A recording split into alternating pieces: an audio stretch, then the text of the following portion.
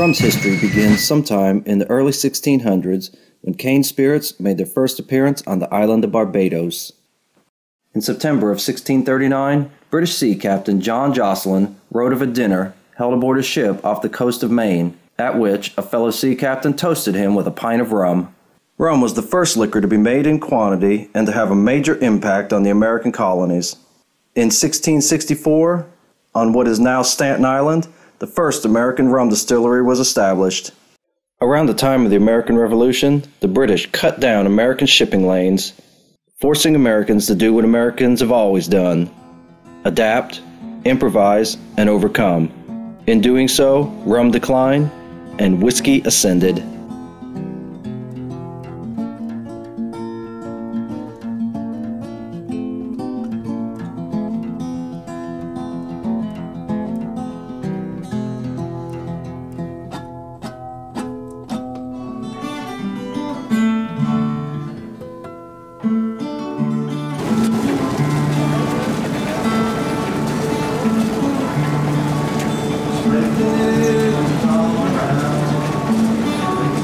Everybody going to Richland town. Everybody coming from where they're from. Gotta get a taste of Richland Rum. Everybody coming from where they're from. Gotta get a taste of Richland Rum. Rum has caused a short circuit up in my brain at a very tender age. My mom's dad was a real rum connoisseur, and he literally traveled around the world to find the best rums. And as an impressionable teenager, he would talk to me and made it very clear that most rums that you buy in stores and in bars and restaurants are bad because they've been made from molasses. And molasses is a byproduct of sugar manufacturing. And by contrast, he would tell me all the time that there's this small quantity of rum manufactured in select places directly from pure sugarcane and not from the molasses. Richland is a 4.2 square mile town in Stewart County, Georgia, with a population just over 1,400. According to Mayor Adolph McClendon, the Vonks have made a tremendous impact on the local economy by drawing visitors from around the world with their Richland rum.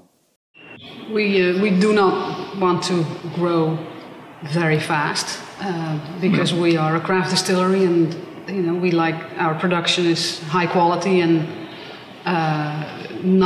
we're not mass producing our rum. So I've thought for a long time, hey, if there's ever an opportunity to buy some land and grow some sugarcane to make rum directly from it, I'll do it. And all of a sudden in the 90s, when living in Atlanta, we discovered that only 2 hours south of Atlanta, sugarcane used to be produced and it's still grown.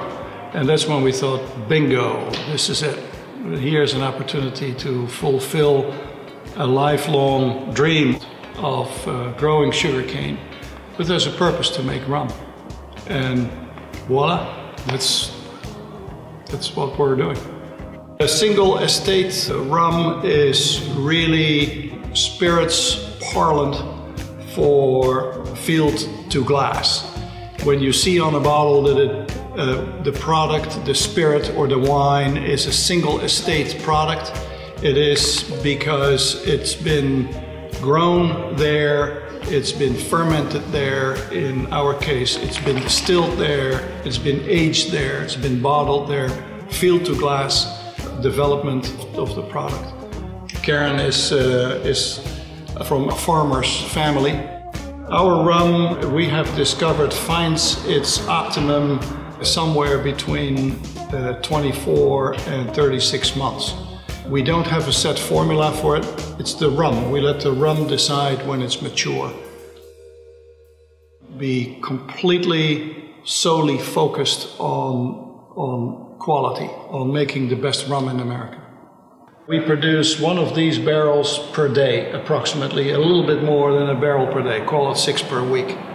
Times 50 weeks, a little bit less, between 250 or 300 of these barrels per year we produce. 1 barrel is the equivalent of about 350 or so bottles.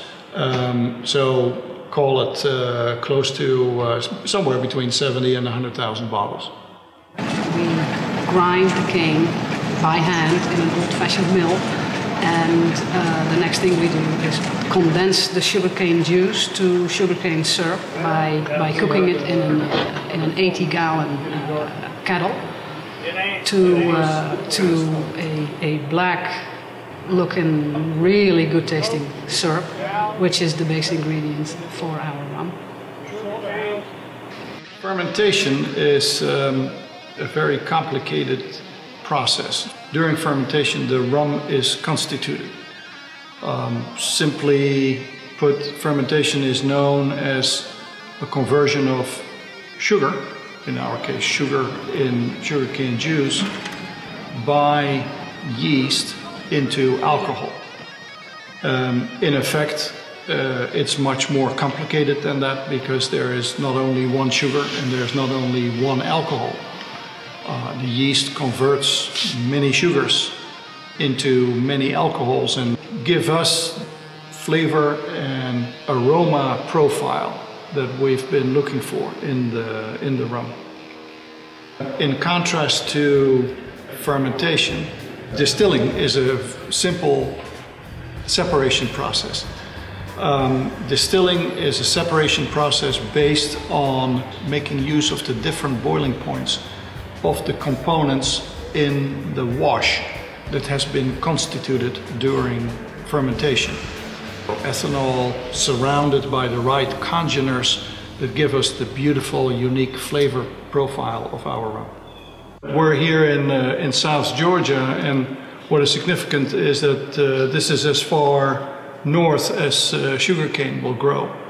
We use the purest water thinkable. Those are the only ingredients. It's aged in virgin American oak. Trees are from Wisconsin. The barrels are made in Kentucky. And again, that's it. And that's the ethos of the brand. The most gratifying thing for us is not winning gold medals, but of course it helps in marketing your product. Being and striving to be the best, purest, authentic rum available.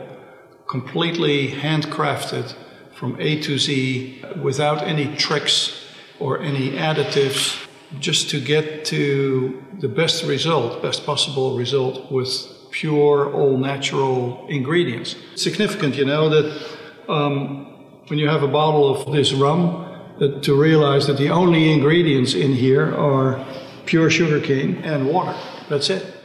In a world exploding with refinements, craft distillers and brewers are expanding worldwide while featuring premium products made from minimal ingredients. Alcohol has come full circle, back to its small handcrafted production